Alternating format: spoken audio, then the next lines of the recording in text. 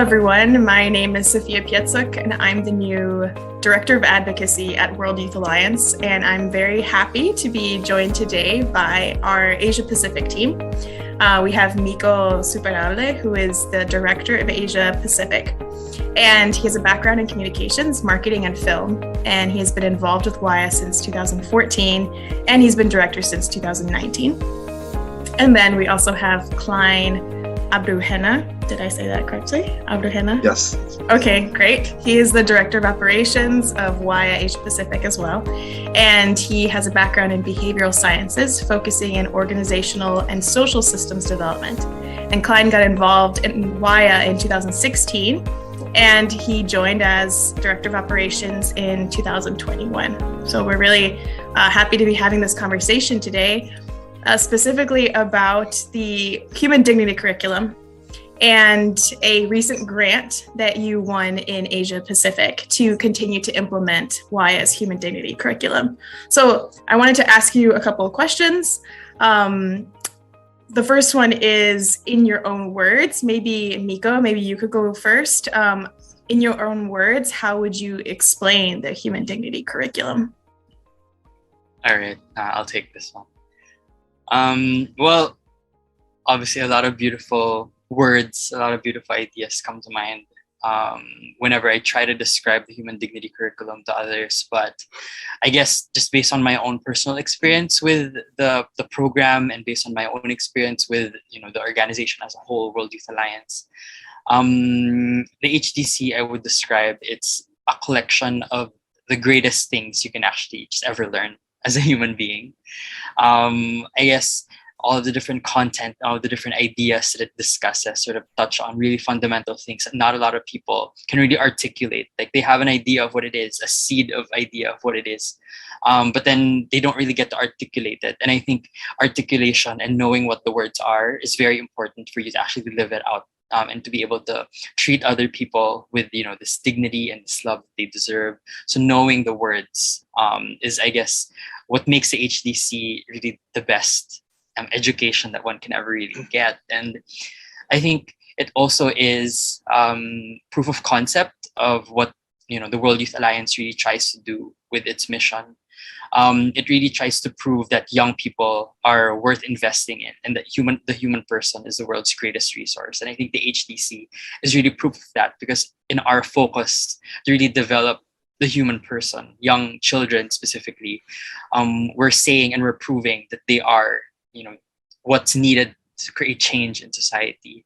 That young people are the catalyst for change in society. I know Klein feels the same way, but if Klein has anything that he wants to add, then feel free. But yeah, that's our answer. Yeah, definitely. I just technically, re-echo what Mika has mentioned, but probably to add to that, HDC is participatory.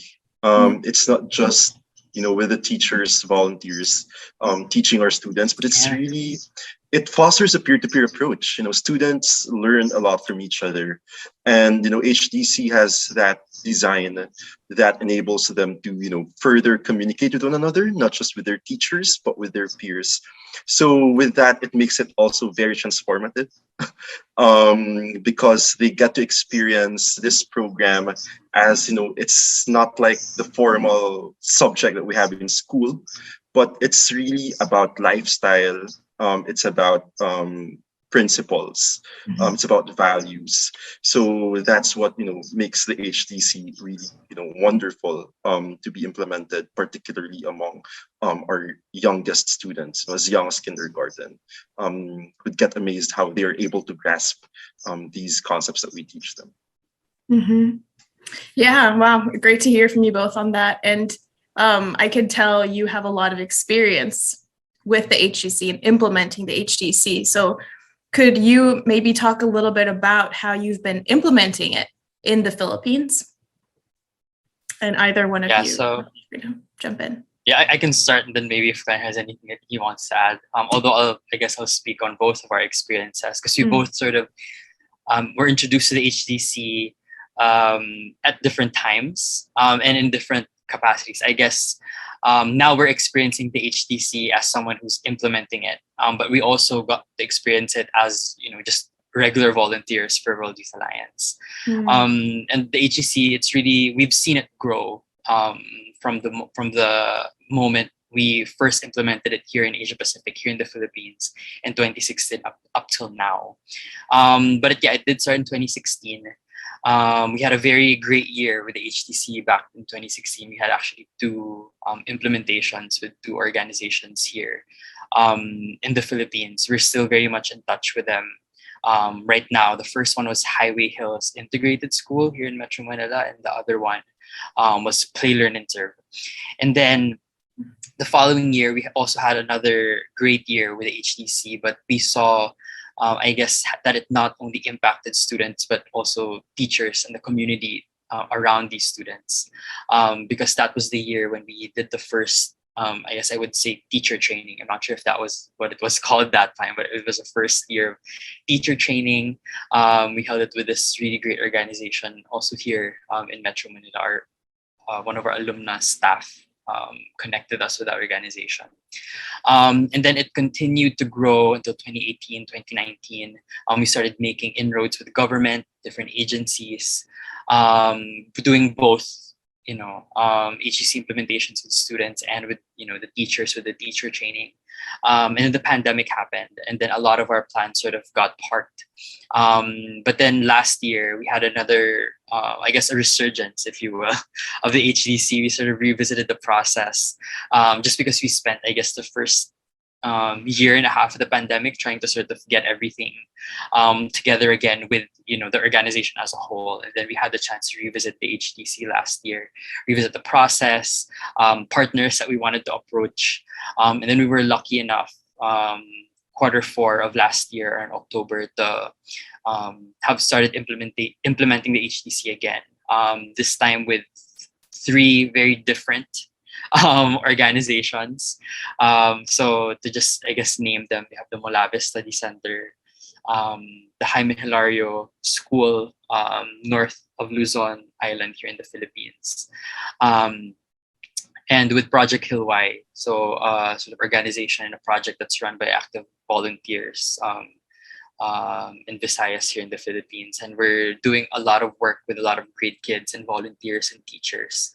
And yeah, just going back to, I guess, the first thing that I said, we're experiencing it, differently every time, working with kids, working with teachers, working with parents, speaking to parents. It's different also speaking to partners. So it's definitely like the AP has seen like HTC really grow incrementally in so many different ways. And it's been very exciting. And I just can't wait to, I guess, segue into the future, because we have so many different plans that we have. But I guess Klein can answer that in the next question. Yeah. Anything else to add here, Klein, or I can move on to the next question? Yeah, we can. Well, just very briefly to add to what Piecuch mentioned, he's correct, right? Every HTC implementation is different, and what's wonderful is that even if it's different, it's always very mind-blowing. It's very inspiring. The students that we encounter, the communities, the teachers, and the parents. Since 2016, they've always inspired us. So it's great. Yeah. Oh, and just I guess another quick note to add that a lot of the majority of the new implementations that we have are online. So that's also sort of another way that we tried to explore the HDC, that aspect of it, if it can sort of work without the personal, or I guess face-to-face approach that we usually do with the HDC, right? So that was another thing to experience. And I guess another sign that we're trying to grow as much as we can, despite all the different challenges, to just do and explore different things and learn along the way, despite small bumps here and there. It's a sign of growth. So we're very, very proud of that. Yeah. Wow. Well, speaking of growth, there is this grant that you guys recently won, I believe in maybe November of last year. Could you talk a little bit more about this grant? Yeah, so The grant is an initiative of the National Youth Commission under the Office of the President here in the Philippines. So basically what they wanted to do was they wanted to search for organizations that can actually propose programs intended to curtail the number of illegal substance abuse among youth in the country. So in response to that, upon having figured the intention of that grant, we did pitch the human dignity curriculum, right? And we're really happy to share, that from 217 program proposals that the commission actually assessed nationwide, the HTC was declared top 2 out of 8 shortlisted regional proposals.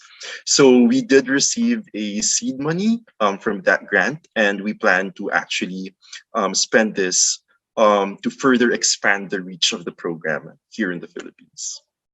Wow. Oh, I didn't know about the 207 applications. Amazing. I mean, it just goes to show how, how special and how, how amazing our program really is, and people are recognizing it. So, okay, we won this grant, and what now are our plans for the HTC, in this coming year and in the future? Yeah, so we want to bring the program as far as possible. And having seen the magnitude of impact that the HTC can actually bring, to its students, and not just to the students, but even beyond them, like within their schools, their teachers, their communities, and of course within their families. We want to inspire more people through this by doing nationwide rollouts across our major islands. So we plan to approach new partners, from local government units, even the academe and private institutions, to actually support us into bringing, the wonders of the HTC to more young kids. Because we believe, that by doing so, would be able to empower more of them to harness good decision-making skills, to dream more. And so, in the coming years, we do plan to, expand as we can the reach of the program. Mm-hmm. Amazing. Wow. Miko, do you have any last words on your side? No, but that just we'll do our best. And that we do have a lot of plans, but we're taking, time in doing a lot of these things, just because we want things to be really specific and detailed, just so we can grow that much more. When we do sort of experience another resurgence in a few months with all of these new things that we want to do. So one step at a time, but we're very positive, we're very hopeful, and we're trying our best, and we hope to make everyone proud of us. So yeah, I guess that would be my addition. Wonderful. Yeah. Thank you so much for sharing about this, and thank you for all the hard work that you have put into making this program thrive in the Philippines. I think there's a lot that we can look to the Philippines and get lots of ideas on how to implement HTC in such a broad way in other parts of the world as well.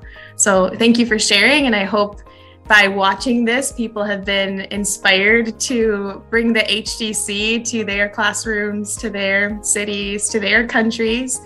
And there's information all about our HTC program in our website. Thank you so much for your time, and look forward to chatting with you again in the future.